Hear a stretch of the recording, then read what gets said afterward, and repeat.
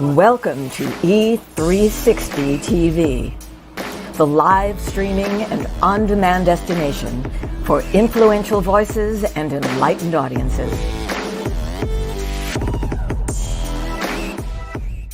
We offer trending, grassroots, and purpose-driven content across a diverse range of interests. E360 TV is more than just watching programs. We offer the ability to interact with live shows connecting audiences to real, authentic influencers and storytellers while streaming to millions of devices.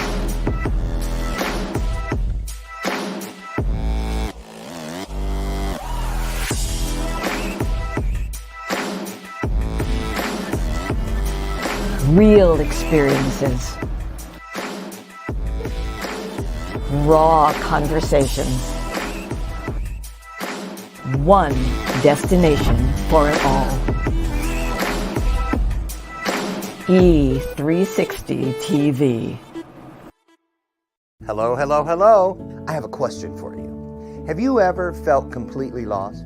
You know, seeking purposeful direction that could and should propel your mission within your divine journey to that next level, but still it hasn't happened. Well, my name is Lauren Michaels Harris, and I'm the founder of P3, the Journey Series. People come to me because they're wounded. Many are scared, and even there are those who are bruised simply because they feel that they are increasingly, for whatever reason, losing their ability to dream.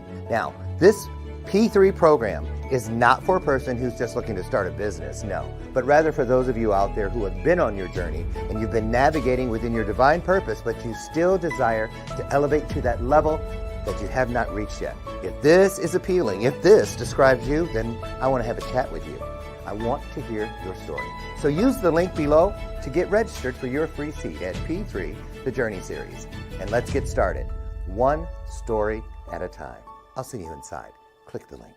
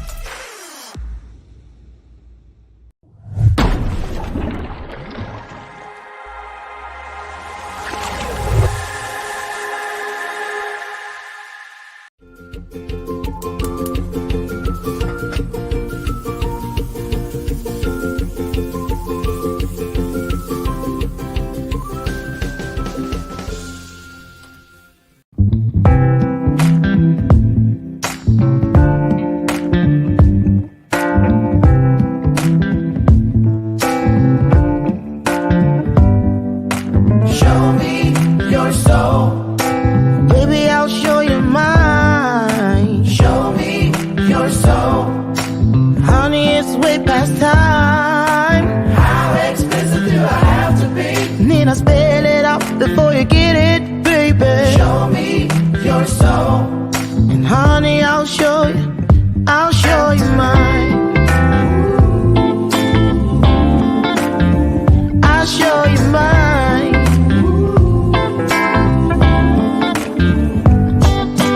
Oh, I'm standing right here holding up a sign,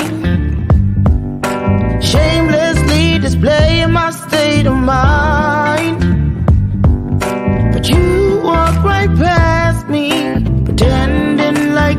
don't see what's yours for the taking tonight. Good morning, good morning, good morning, good morning, good morning.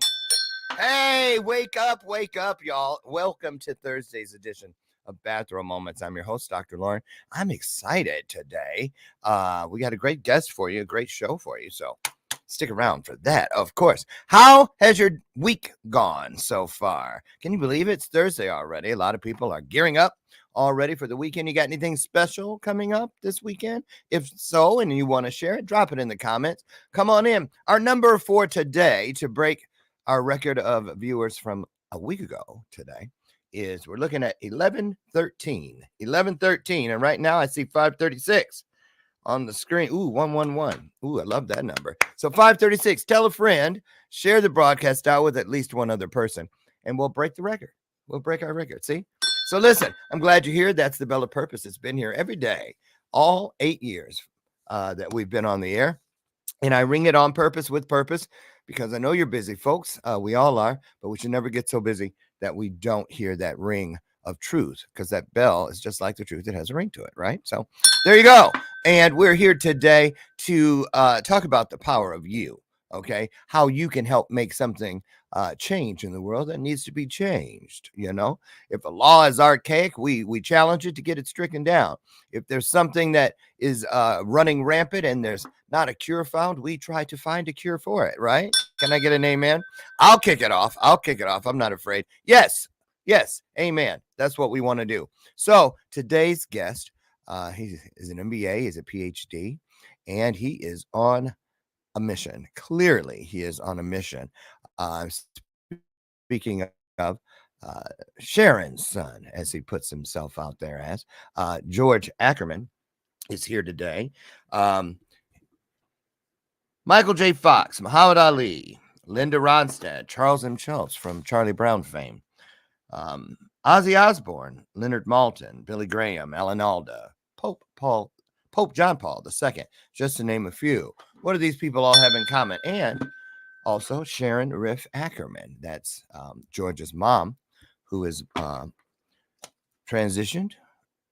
And all of these people, Parkinson's. Most of you probably knew that. If you didn't, you do now. And our guest today is out to find a cure. A lot of people are. So we're going to talk about that today. And before we get Dr. George in here, I found a little clip that I wanted to show to help kind of break the ice, if you will, before we bring him in. Because you know why? Honestly, even I'm guilty of it. When I saw, hold on. I got it. Well, I'm trying to share the screen. It takes forever. I don't know why things are so slow. Hold on. I'm going to do something real quick. Hold on, you guys. There we go. Okay. So listen, I'll be honest.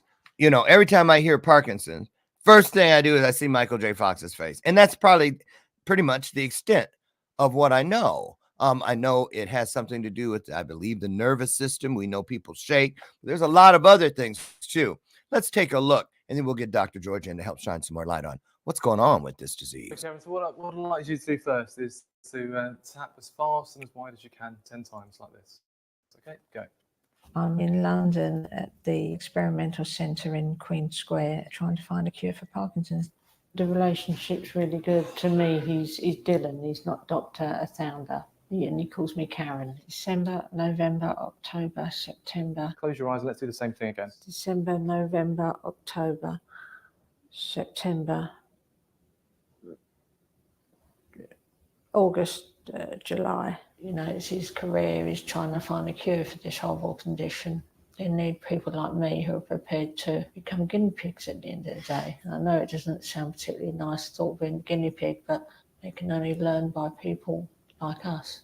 Thank you very much for participating. That's okay. If it's proven to be an effective drug, I would want it out there in the market for everyone. It's double blind, so we don't know if you've been on the active drug or the placebo, but it's often useful to get an insight from an individual. What do you think you've been on the active drug? Do you think Yes, you've been I on the do. placebo? No, I think and why? What makes you think that? The third week, I woke up on a Saturday morning, went downstairs, walked into the lounge, and Colin said to me, "Where's your stick?" And I went, "Oh." And he said, "You're walking completely normal."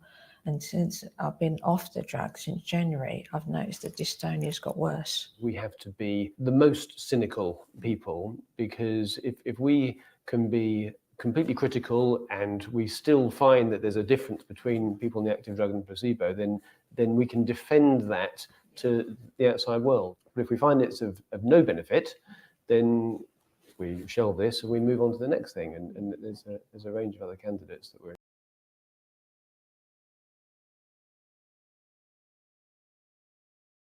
I was pouring coffee. I didn't want you guys to think I was peeing. I got it out of here. So anyway, sorry about that. Listen, right there, just in that brief part of that clip that we watched, the toe thing, the touching thing, I want to find out what was that doing for her to go backwards? I had no idea it had anything to do with up here. I thought it was all like nervous issue. So we're going to learn a lot today. Get ready. 698 of you are in. Let's go. This is important. Share this out. You never know who in your sacred circle might need what you're going to learn here today. Get it out, okay? Dr. George, I hear him over there. It's coming down the hallway. Come on in. We need you.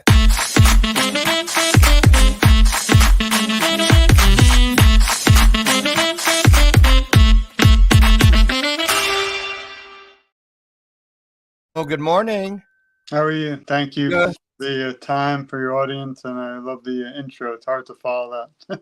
Oh, no. Listen, I'm really excited. I just want to kick off by saying thanks a lot for being so tenacious with this. I'm not kidding. Every place I looked, I found some type of imprint or footprint where you had been, with this movement. It's really a movement.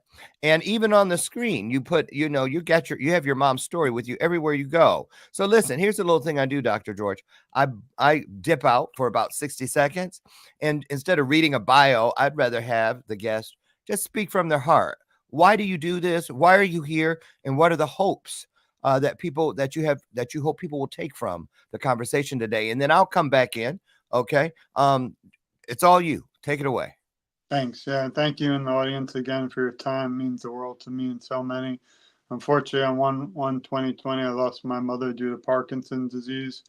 It's a disease that affects the neurodegeneration of your brain in a way, but it's the fastest growing disease throughout the world. I was shocked when I learned about 1 million people in the U.S. Are battling Parkinson's, but 10 million throughout the world. So I set myself on a journey really to help keep fighting for Parkinson's disease awareness and hope for a cure in my mother's memory, but for all those still battling. And sadly, again, Parkinson doesn't just affect the person diagnosed, it also affects the family, the community, and the world. And as you might have noticed lately throughout the world, been seeing a lot more awareness from the discussion of President Biden. Also, the national plan to end Parkinson's disease just passed the first bill in the nation's history.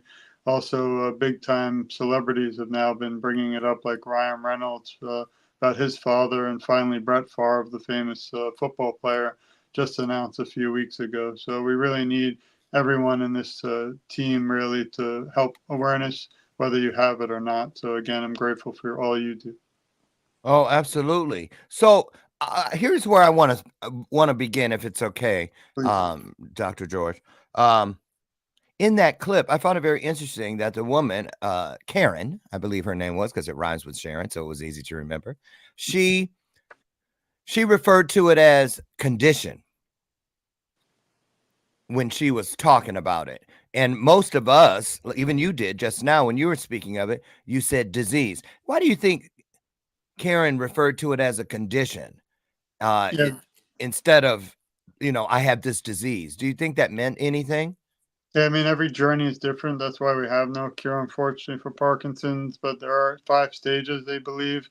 The first few stages are really the effect of the motor symptoms. So some individuals, like you mentioned, Michael J. Fox, have external tremors. Some do not have external. They might have internal, but also shows rigidity, bradykinesia. You saw something called dystonia, which is the curling of the toes. So Parkinson's, unfortunately, does affect many, many aspects of an individual's life. Also, in the first few stages, it can affect difficulty walking, even breathing, which people aren't aware of. Unfortunately, when you get to stage 4 and 5, like my mother did, that's where it really progresses. There's no indication for each individual when that will progress. So some people can live a longer life. They do say you die with Parkinson's, you don't die from it. But my mother had no other medical issues or history, and she had passed at a young age of 69. When you get to the final stages, which is 4 and 5, that's where I took over. I had to, as her caregiver. That's where almost independent living is almost impossible. And you have issues standing, some need walkers or more. And the last stage is the toughest, which we'll probably get into, where some individuals will have delusions and hallucinations, which is sometimes more frightening than even Parkinson's disease itself. So when you say condition, it could mean, there's many issues that are Going on, coming, yeah, yeah. stemming from it, but it is really, in the medical terms, a disease. So a little history, because I bet you've turned over almost every stone in your travels and with your care and just understanding what your mom was going through. What did they call Parkinson's before it was literally diagnosed? Do you know? What did they think that was? Did they just say tremors? You know what I'm saying? And when was it that the actual diagnosis hit the scene? Do you know? It was many decades ago, and it was named after a famous doctor for out of the U.S. named Mr. Parkinson, Dr. Parkinson, and he was showing symptoms of these types of things like tremors. So it really wasn't the research we have today. Obviously, we still have to keep improving. We're making some big ground. Just a year ago, they discovered through the Michael J. Fox Foundation something called a biomarker, which is the first really diagnosis or kind of treatment that we found that can actually help. It's very invasive, so I don't really recommend it for myself, where they put Yeah. a spinal tap almost like in the spine, but they may be able to decide or discover or diagnose if you have Parkinson's. They're hoping to take that now in the future and put into a little normal blood test that can be offered at any medical doctor's office, but right now we're not there yet. Not there yet. So why is it that most of us, probably lack of awareness, of course, when we think Parkinson's, the only marker that we identify is the shaking. You see what I'm saying? Like if you saw, I've seen people, Katharine Hepburn. Remember Katharine Hepburn? And she'd be shaking it with her in her voice, and a lot of spoofs and things were made when they would do her voice. And on the Golden Pond, she made that movie, and she was inside of the Parkinson's world. So, what was the first sign with your mom? She's just living her life. You said she had no other issues really to speak of, and then one day, what showed up? Yeah, my mother had it for about 15 years. Unfortunately, she didn't really tell us a lot for 7. She didn't want to burden the family, we believe. But then all of a But you sudden, think she knew? yeah, she knew, but I don't think they knew how bad it was because, again, and I don't blame medical doctors because they tried their best. I blame the disease.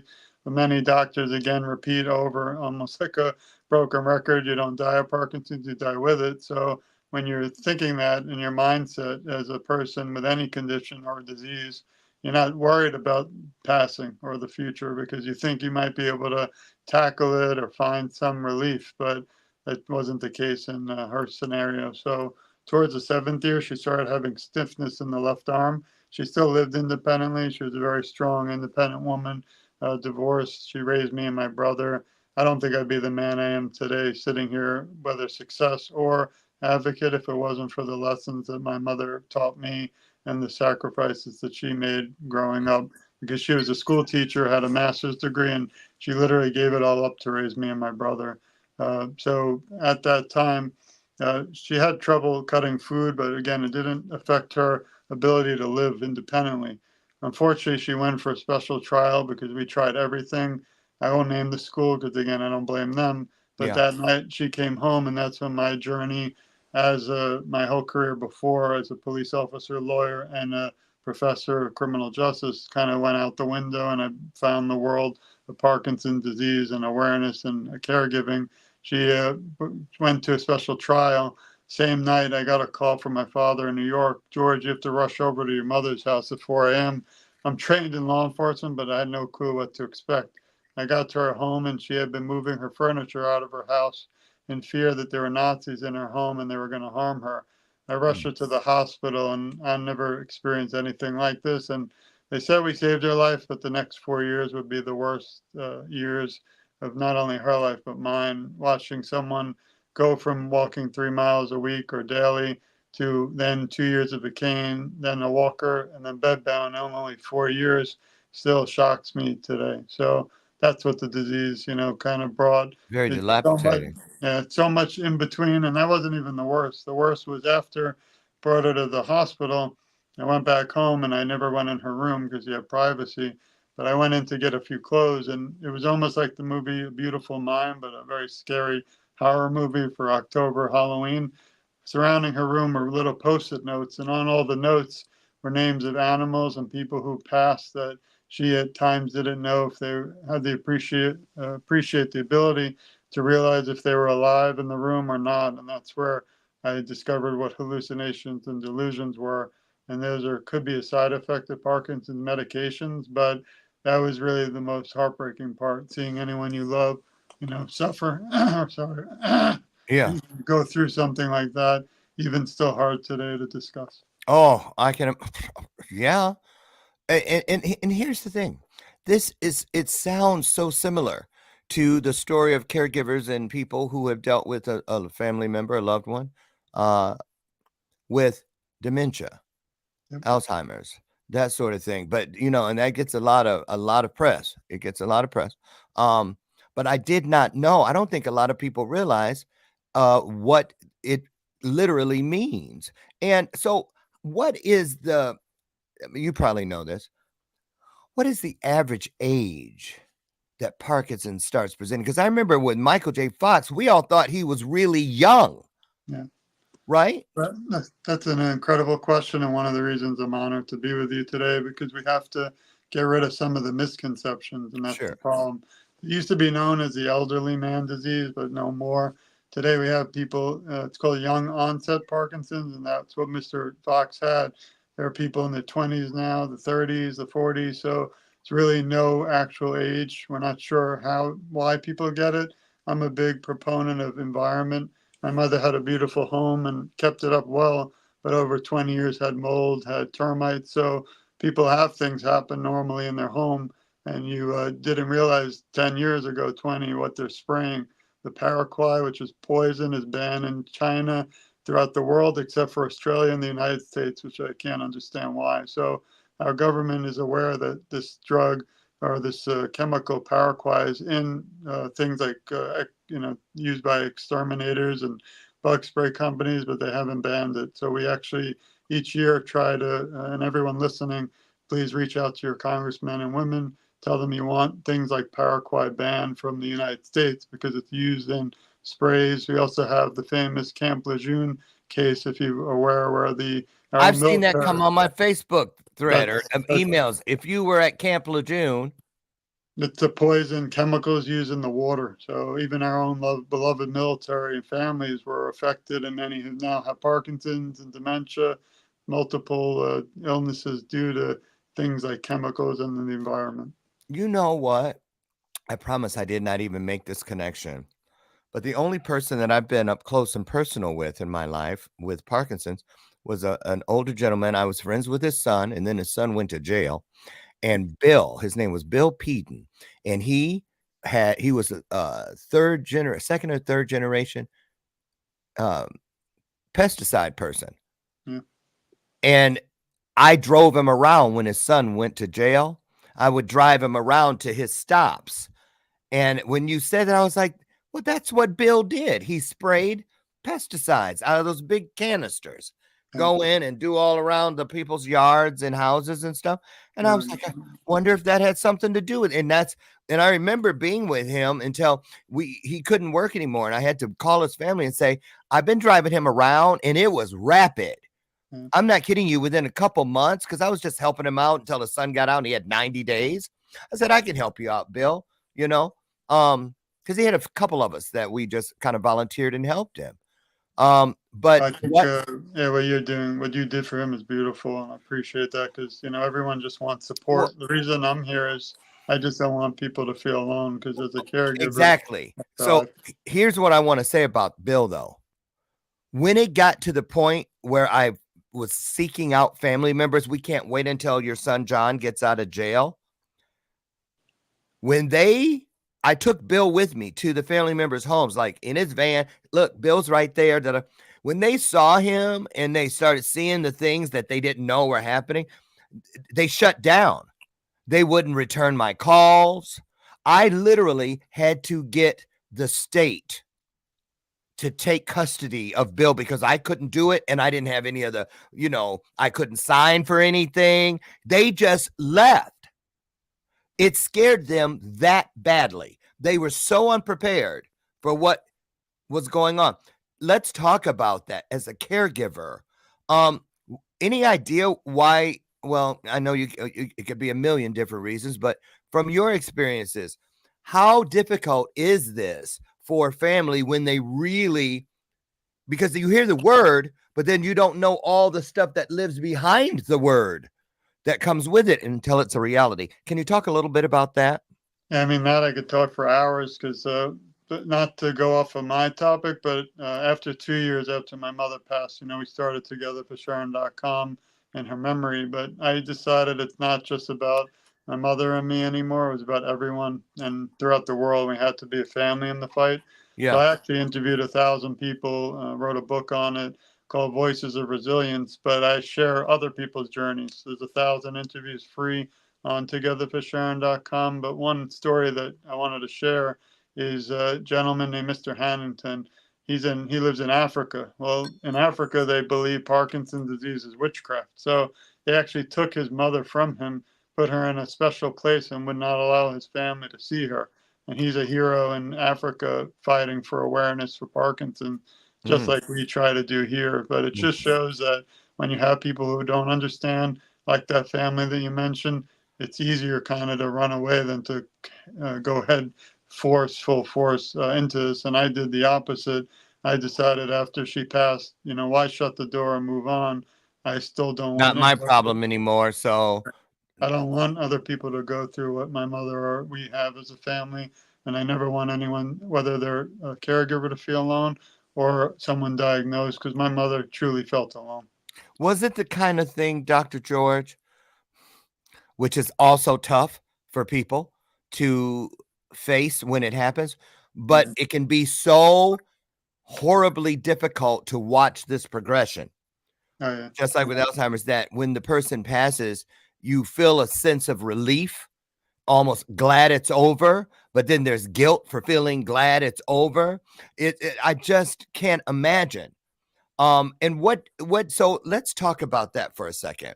What kind of resources, Dr. George, did you find to help you and your brother when you were like, because when a person goes on hospice and you use a hospice place, they give you all the paperwork and here are the stages that they're going to go through. Here's what to look out for. They're going to have a burst of energy, but don't think that means that they're on their way back. Right after that comes this. Are there resources for when people get this diagnosis that people can help them understand what's coming down the road? Yeah, the problem with Parkinson's is the answer is no, because it treats and affects everyone so differently.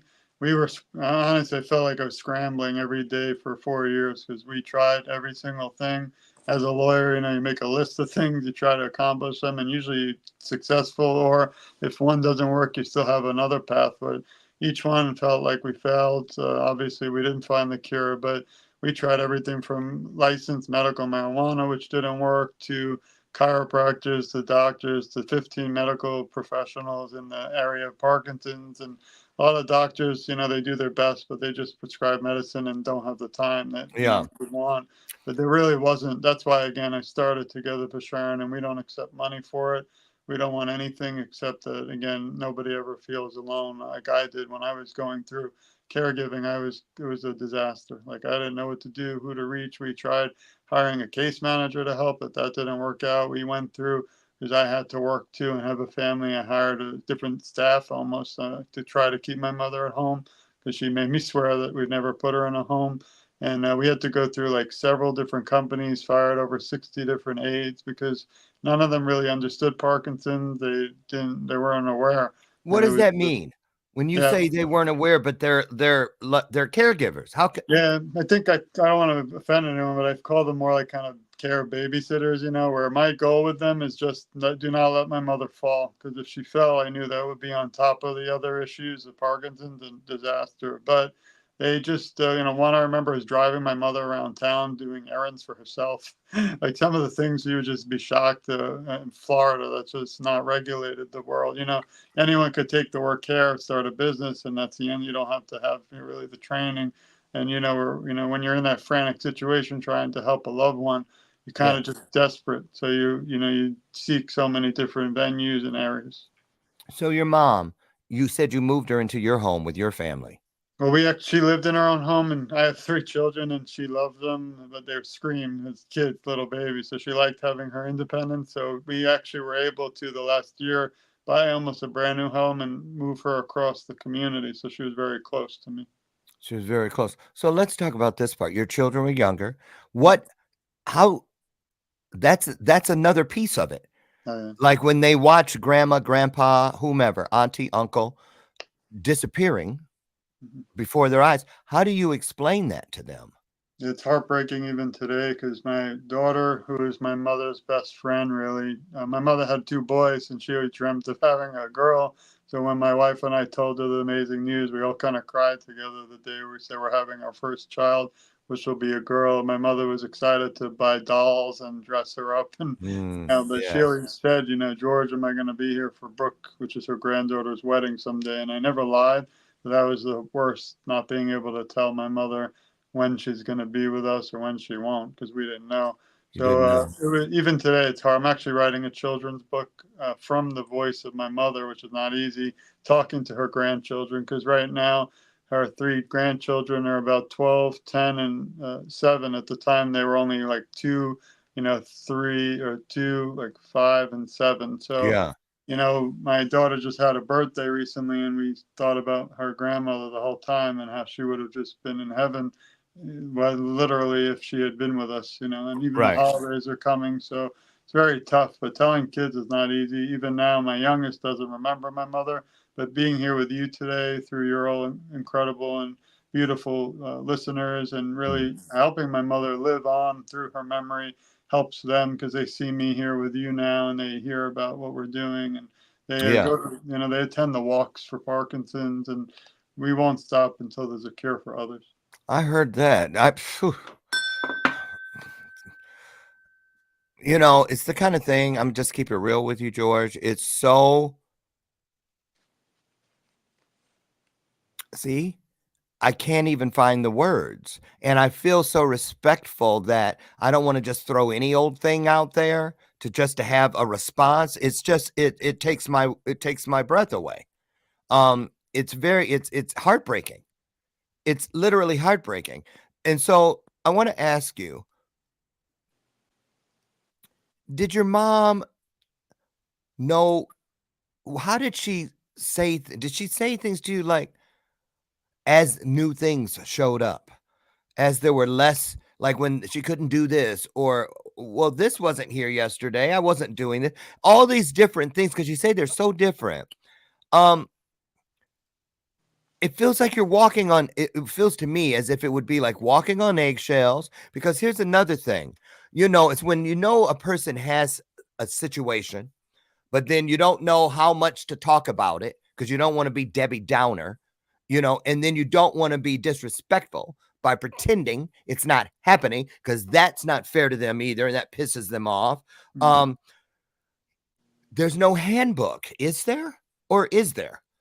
Yeah, I mean, it's funny you say that because the last year of her life, I didn't really want to write a book about our journey, but I decided to keep a journal. So the last year of her life, I literally have the time stamp and the date of every single thing that we went through. I can read one sentence or two if you'd like, but this Yeah. is in a book I wrote called The Oh, Son of that's Journey. awesome. And this was my favorite picture. It was actually the son and mother at my wedding, the dance, and in those I few saw moments, that picture on one of your spots. and Yeah. in those few moments, Parkinson didn't exist. It didn't matter. My mother was just smiling. We were laughing, and She that time, knew she had it yeah, but then. and that memory though could never kind of be taken, even though it took her. So that's why I chose that picture. But just a quick example is October 29th, 2019. I wrote, "My mother seems to be in the worst stage of the disease. In just 8 months, her health has declined horribly, and she cannot even speak now. Each time I think it can't get worse, it does. Speech and movement have been the last and final straw. My not being able to communicate or hear her voice has been another final shock from this horrific disease." So I can go on, but it's, I literally poured my heart and soul into the book. And, I don't accept anything for the book. We donated everything to the Michael J. Fox Foundation.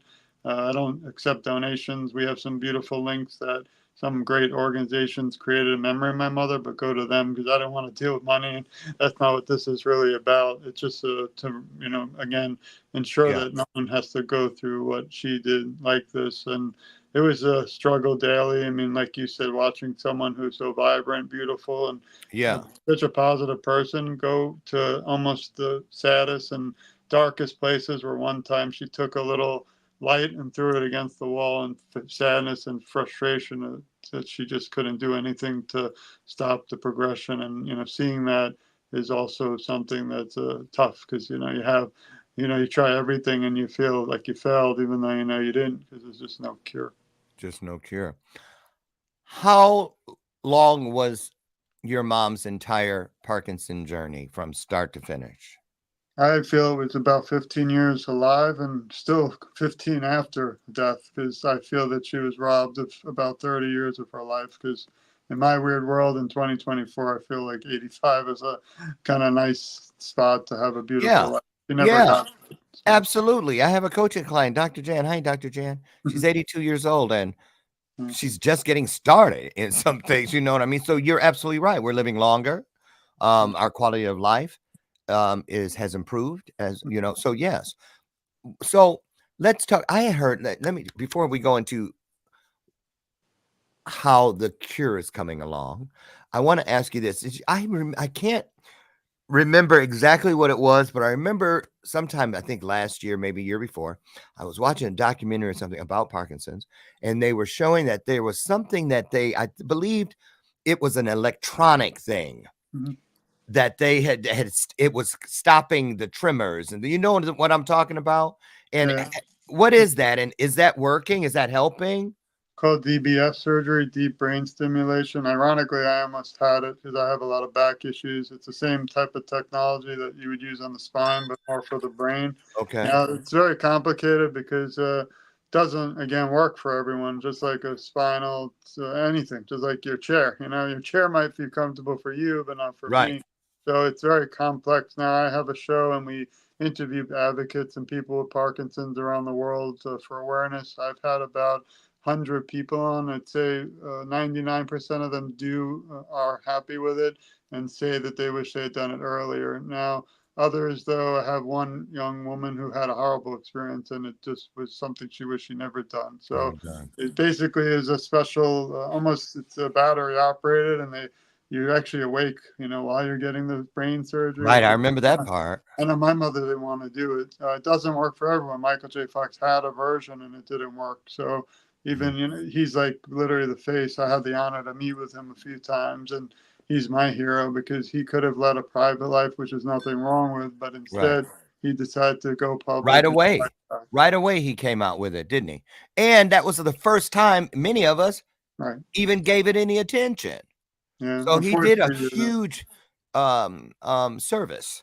yeah, And unfortunately, he's not doing too well now. If you've seen, he actually was on stage recently with Coldplay playing guitar, but he was wheelchair bound. So I don't talk about other individuals' health because I don't know that day how he was feeling. But yeah, when I met with him, he just it's almost like when your life in the movies flashes by for a moment. Part of me was in heaven because I just met this incredible human being and he's a hero. But the other part of me saw a lot of my mother in him. And I went to the bathroom and kind of fell apart. And I even filmed it because it was so hard, tough. oh, wow. Thank you for sharing that. I want to go here because a friend of mine is a doctor, and he's written a book about the future of medicine and AI. And his prediction, and he's world renowned, and he said that for doctors who don't incorporate AI in their practices as early as 5-10 years from now, you'll be obsolete. And so, and because he said when he was explaining it, he was saying they'll be able to use AI to say, yes, down the road, you will most likely deal with this or that. So let's talk about this. A lot of people don't understand. I don't. Is Parkinson's something that we inherit in our gene pool, or where does it come from? Is there anything you can do or find out any markers that could say you most likely? I remember when I was 22 in the Air Force, they did a blood panel for for when your hands don't move, arthritis, rheumatoid arthritis. And they said, oh, look, you have all the markers. Later in life, you're most likely going to experience rheumatoid arthritis, and it has started. You know, I had a knee replacement a couple years ago. I can feel it in my, so that sort of thing. So, and you're her son. Were you and your brother able to get tested to see if this is something that will land on you or perhaps your children? How does that piece look? Yeah, well, thank you for your service too, and all you do for our Oh, country. welcome. But so basically, they don't think it's genetic, but we're not, 100%. I have spoken to a lot of people. I've interviewed 1,000 that have had it in their family, and others who haven't. So there's no real medical proof yet. I believe that this is hereditary or genetic. Again, it goes back to the environment. I'm a big believer in the environment. Today it's odd, we had our exterminator at my home recently, and I realized to myself, they don't go into their house anymore. They only spray the exterior, which is a huge difference from 10 years ago when they would come in and spray everything. The animals they would spray, it was crazy what the sprays that they would put with the bugs and the they don't do that now. They're actually not, I think, even legally allowed. So they only do outside, which is interesting that that's come about. Also, diet is huge. So obviously the sad thing in the country, the US, is that to eat organic is expensive. So a lot of people can't afford that. Right. Get into fast food and things, but what they're putting in the foods, the pesticides on the fruits, the vegetables, all these chemicals, again, goes right back to what could be possibly causing and adding to things like Parkinson's. One, I was shocked. I also interviewed an expert doctor in the field of research for Parkinson's, and as we were talking, you'll laugh, but he was telling me that even the dry cleaning chemicals can cause Parkinson's. And as he was speaking, all I could think about is taking my shirt off and burning it on the side of, because I don't, so who would even, we trust a lot of the FDA. We trust our government that they're not going to put chemicals and things that are harmful. And here you see that, unfortunately, it is. Right. Because if there's some kind of monetary gain in there, then lobbyists, and you know how it works. We all know how it works. We don't even have to go there. But I want to ask you this, because I wanted to ask it. Now you kind of helped us segue there. First of all, two pieces I want to get to before we get out of here today. The holistic side. Be interested in knowing, did you pursue any of the holistic remedies or possibilities? Because that's, more and more people, and a lot of people from traditional Western medicine are leaving that. I have a coaching client that's just stepped down from being a board certified surgeon to move into the holistic world. Talked to a doctor yesterday, a pharmaceutical, who said, nope, I'm done with that. Now it's more organic and whatnot. But before we get to that, I wanted to ask you about not the holistic part, but what do you think, like, who's in charge of, okay, first of all, are there any countries in the world where they have almost no Parkinson's? You know how usually there's some place that goes, they have the lowest rate of something, and this place has the highest rate. So what country is doing the worst or has the most reported cases? And if and the opposite. Yeah, unfortunately, the reason I wrote this book, which is two parts, and if you look in it, it's hard to show you, but here it shows stories and journeys of individuals around the world, from England, France, Spain, Africa, Italy, unfortunately, Parkinson does not discriminate. Even Iceland, I interviewed someone, and you would think, Iceland and Alaska, there's no, big outbreak, but unfortunately, Parkinson's does affect people around the world. There's no specific area that has less or more. Even indigenous people? Yeah, and actually, that's a big population that, and I mentioned earlier, we didn't have the time, but there's something called the National Plan to End Parkinson's Disease. It literally passed a few months ago. President Biden signs it into law, passed unanimously through the House and Congress, which today is virtually impossible, but everybody wants a cure. Sadly, I don't know why it's the first law or ever in U.S. history for Parkinson's just passing this year, which is sad because we needed it 20 years ago. But it's going to bring more funding, awareness, research, and hopefully target populations like you just mentioned who don't have the medical attention or resources that available like they should. So there are people in the African American community who I've become family with who have Parkinson's, and they're often forgotten. So. That's a great place right there. Is there any particular, culture that, because like Black, we African Americans, sickle cell or this, any other hypertension, we have the higher, numbers there. Is there a particular group where they see? So, like you said, you're sticking to your story. Parkinson's does not discriminate. And it's that's an exact. You actually we only met a few hours and know each other a few months, but you literally summed up why it's so difficult today to find a cure, because we can't pinpoint the one race or the one color. It doesn't. It affects everybody around the world. I mean, just the other day they had it's called Parkinson's UK. They had a beautiful little event called Parkinson's Con, where people gathered in the UK to fight Parkinson's. So they're we're mirroring this, but we need to all work together. I feel if we're not working as a family in this fight, we're going to be further from a cure. That's exactly right. More men than women, women than men.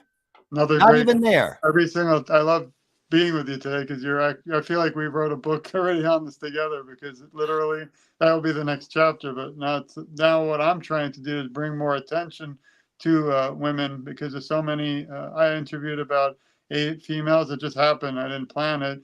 Back to back on my show, and they brought up things like being pregnant with Parkinson's, which no one thinks about, menopause with Parkinson's. There's so many topics that are so important that women out there, young women too, so 20s, 30s, are getting Parkinson's, and they're kind of in shock because they're not aware of it. So the more we talk about it, the more we share this amazing show and support you, the doctor, and share this everyone. We can't. This is not about a conversation today that will end when we shut the mic and the lights and the cameras. We have to continue.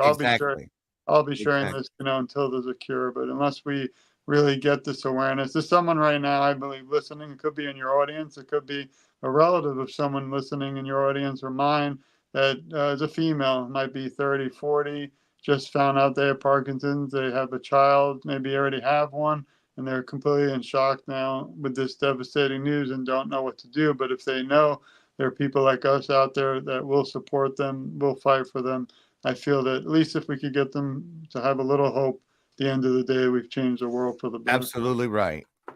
Couldn't have said it better myself. Yes, oh my goodness, there's so many questions. Yeah.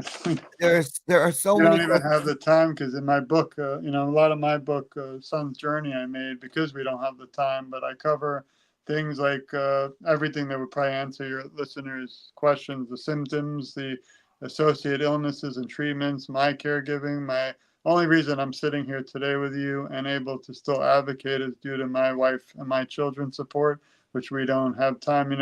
My wife was incredible and still is, but I'm a man and there's only so many things as a man that you can do for your female loved one, like my mother or caregiver, going through this. Well, my wife the last year was so amazing. She would try to bring people to do my mother's hair. She would bring pedicure, just female things to make my mother feel a little alive, because she just didn't feel. And I don't share the dignity, photos. helping them to maintain their dignity. And I don't share. And we might make a documentary someday. And I kept a year of videos of her last year. I just never shared it because I don't want her to be remembered for that. For that, yes, I understand that. So let's say since Michael J. Fox, I don't even know what year he received his diagnosis, but it's been some decades. Um, the needle towards a cure, or at least easing some of the suffering from some of the different. There's so many different things that can be a result of Parkinson's, but are we making any headway? Is it better for a person with the diagnosis today than it was 20 years ago? Yeah, the biggest thing with that, and research has found, and I'm actually doing a book on that. It's not like I want to write books, to be honest. I'd rather never write another one. But these are You such, sure? Because you sure like them. You got a lot of. the reason is you know, what I do is I look in the world and see what's missing as a That's right. researcher. And either, you know, like right now, I don't, and I always tell people, please challenge me, but I haven't seen one book in the world. Like, it's sad to say it, about a son who lost his mother due to Parkinson. So this is, and I hope I'm wrong, please, but so I decided to do that. I'm actually finishing up for next year a book completely on the world of policing and Parkinson's, where the entire system of criminal justice is going through tough times, but officers are just not aware. It's not in the training what Parkinson's is. So guess Yeah. what? If you pull someone over and they're uncontrollably moving late at night, this is not going to end good. And my dream is to be a pro-positive police book, not to, you know, go against police. But if they're more aware, and also people with Parkinson, actually, in my research, I don't want to reveal too much. Many of the people fear the police, and it's not for any reason except that they get pulled over. And again, if you're unshakable, uncontrollable shaking, guess what? They're going to think it's drugs, You're going to DUI. get right. Yeah. It's He's not going to reaching end for well. something.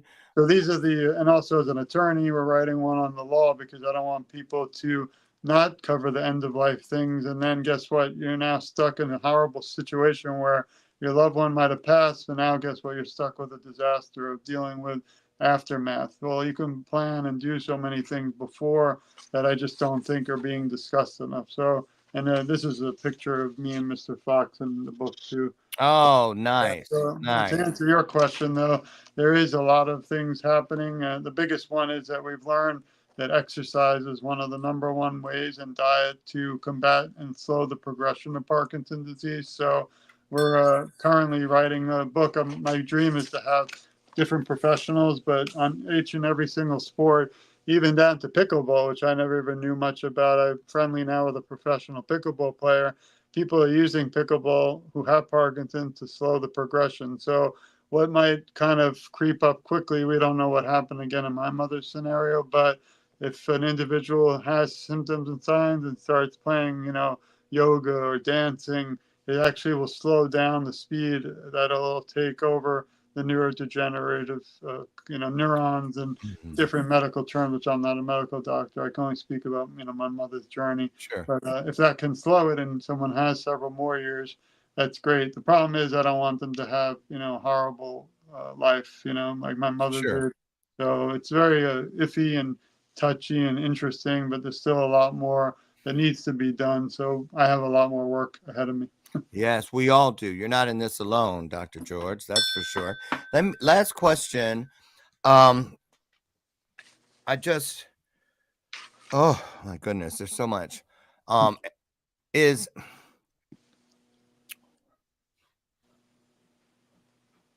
Oh, thank you. I do want to thank you again for your time. I mean, I've been on a lot of these, but this one has meant the world to me.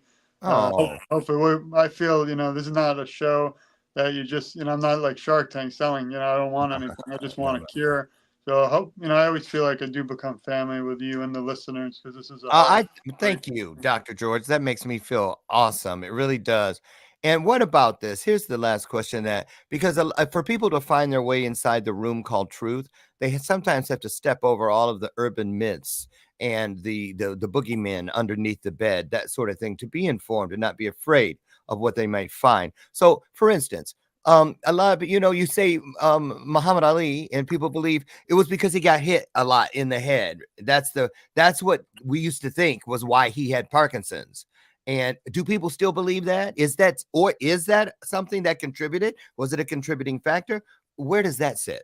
Yeah, that's a great question too. I mean, there's no answers for a lot of them. They're still doing research. Just the other month, So Brett they haven't Favre. ruled it out. Yeah, no, because Brett Favre, the famous Super Bowl player, who actually provided a message. He actually said my name on the message. We have it on our website, and I know it's funny because I'll put up a post about hope. I'll get like 100 likes, which I don't do it for that.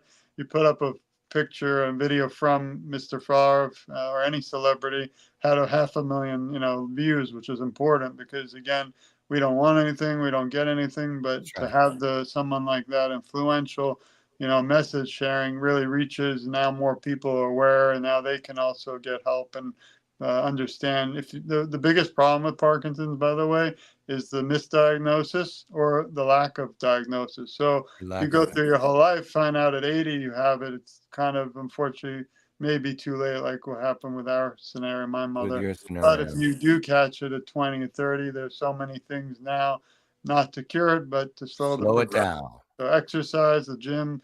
I always say we didn't get time for caregivers too. They should be exercising 30 minutes a day.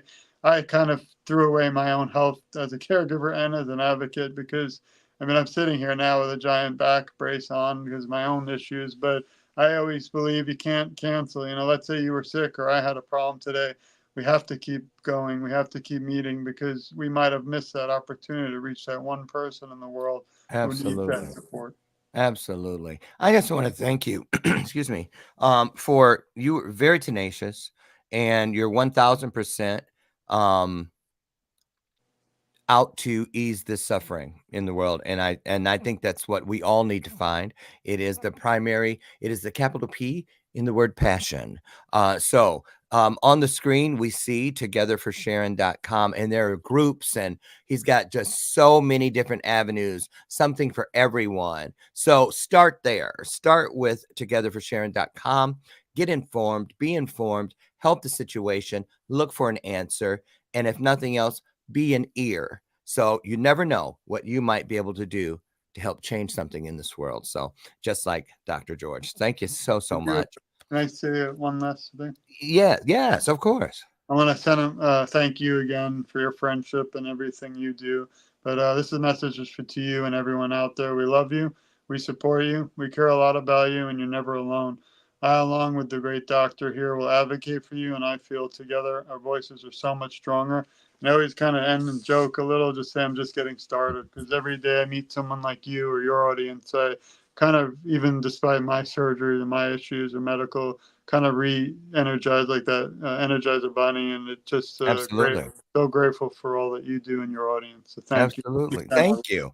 Well, I was going to tell you this backstage, but now that you got my head this big, I'm going to go ahead and just tell you, I want you to sit backstage for a second, because let's see, if we end now, it'll only take a minute, but I'd like to gift you and your organization a 90-minute television special. You can use it anytime you want to help raise awareness, some funds, however you think it can best serve the mission.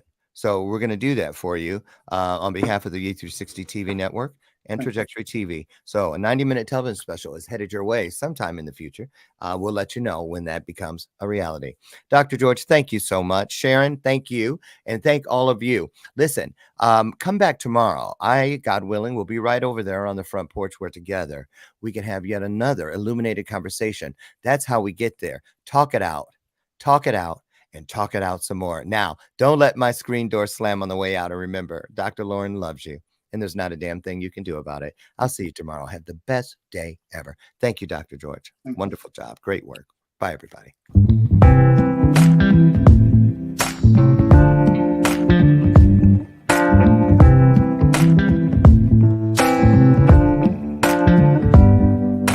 Show me your soul. Baby, I'll show you mine. Show me your soul. Honey, it's way past time. How expensive do I have to be? Need I spell it out before you get it, baby? Show me your soul. And honey, I'll show you mine. I'll show you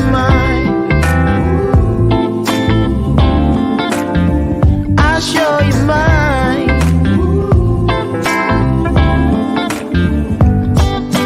Boy, I'm standing right here holding up a sign, shamelessly displaying my